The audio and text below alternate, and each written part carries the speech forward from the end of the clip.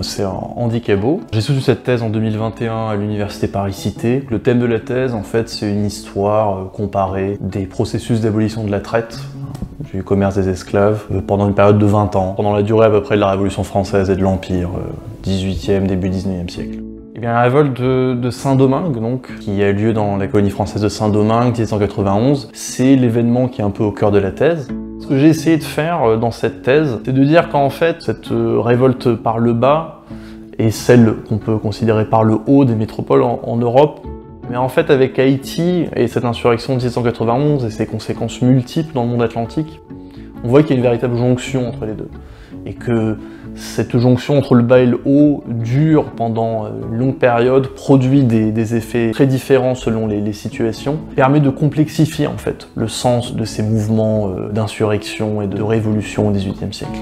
On peut la considérer comme la principale révolte d'esclaves dans l'histoire de l'esclavage aux Amériques. Selon les estimations, elle a pu réunir entre 10 000 jusqu'à près de 200 000 esclaves. À partir de là que la question de l'esclavage, de sa survie, en fait, se pose de manière beaucoup plus concrète et manifeste qu'auparavant. Elle se déclenche 2 ans après le début de la Révolution française, après une période où les débats liés à la Révolution française, la citoyenneté, les droits de l'homme, la représentation des colonies ont vraiment ébranlé les sociétés coloniales et notamment animé les espoirs des esclaves, mais également ceux qu'on appelle les libres de couleur, un peu la classe intermédiaire entre les esclaves et les blancs, et qui eux aussi souhaitent participer pleinement à la vie politique des colonies. Alors pour la métropole en France, la réaction c'est d'accorder l'égalité politique aux libres de couleur, dans l'espoir de contenir la révolte et de sauvegarder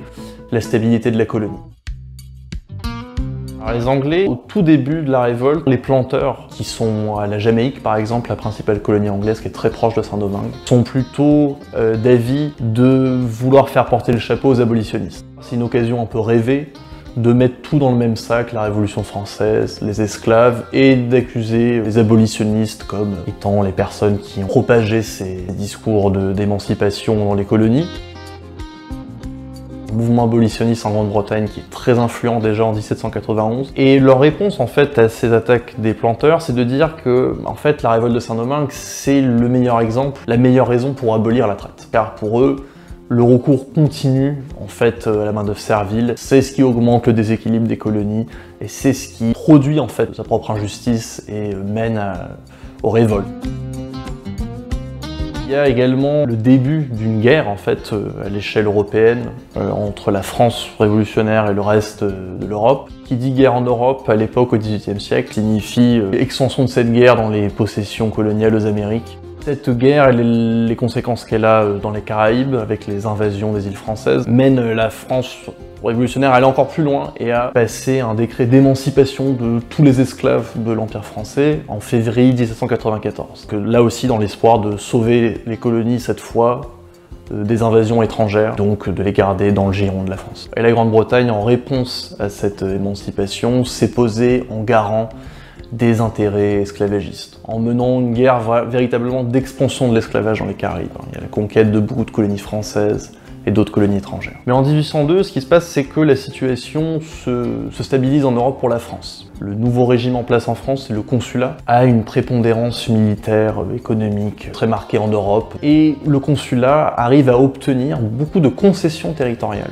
de la part des puissances européennes, surtout des concessions territoriales dans les Amériques. La Martinique qui avait été conquise est rétrocédée à la France, et la Louisiane, qui était un territoire français encore à la milieu du XVIIIe siècle, est rétrocédée par l'Espagne à la France. Le consulat de Napoléon, en fait, maintenant au pouvoir en France, décide que le prochain coup à jouer sera non pas de faire la guerre en Europe, mais de rebâtir un empire colonial prospère dans les Amériques. Mais pour cela, il faut un peu rétablir l'ordre, si on peut le résumer comme ça, et revenir sur cette politique d'émancipation des esclaves.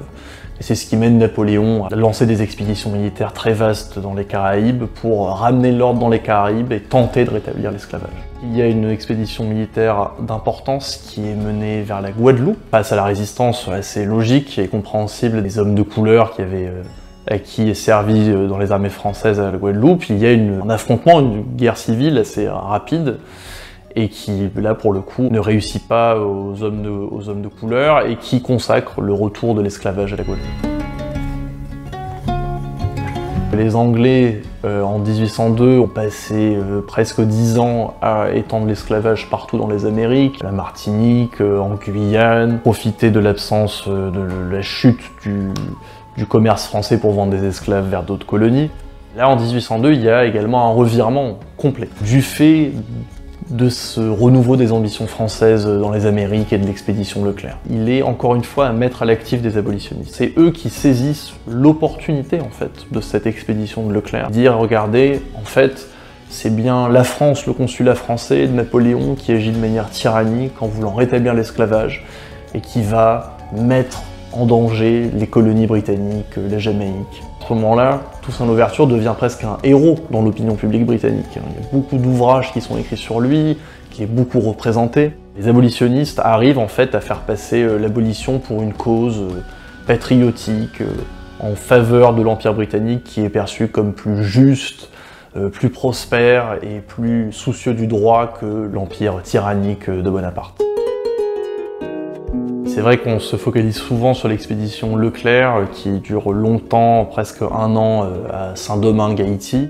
En fait, Toussaint n'est pas capable à l'origine de résister à la puissance militaire de l'expédition Leclerc. La personne qui lui succède, c'est Jean-Jacques Dessalines. Et Dessalines arrive, lui, à reconstituer une force parmi les anciens esclaves, parmi certains libres de couleur aussi.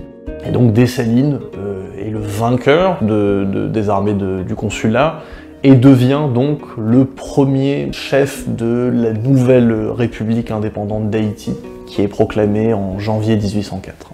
L'insurrection haïtienne de 1791 a un impact principalement déjà sur les esclaves. Avant 1789, on compte à peu près 30 grandes révoltes d'esclaves dans les Amériques, et dans les 20 années qui suivent 1789, qui débutent plus ou moins avec l'insurrection d'Haïti, il y a presque 100 révoltes d'esclaves. Pour les économies esclavagistes, moi j'insiste beaucoup là-dessus sur la thèse, c'est que tout le discours au XVIIIe siècle qui a permis d'établir et de renforcer l'esclavage, un discours que moi j'appelle l'économie politique impériale de l'esclavage, ce discours ne disparaît pas totalement. On voit en fait qu'il se déplace dans les Amériques. On voit qu'il y a de nouveaux espaces où l'esclavage va prospérer au XIXe siècle. Cuba, le sud des États-Unis, il y a le Brésil. Donc on voit que l'esclavage et cette économie de plantation esclavagiste arrivent à survivre à Haïti, tout en gardant à l'esprit que l'exemple d'Haïti pour les planteurs, cet exemple d'insurrection et de fin brutale de l'esclavage reste présent.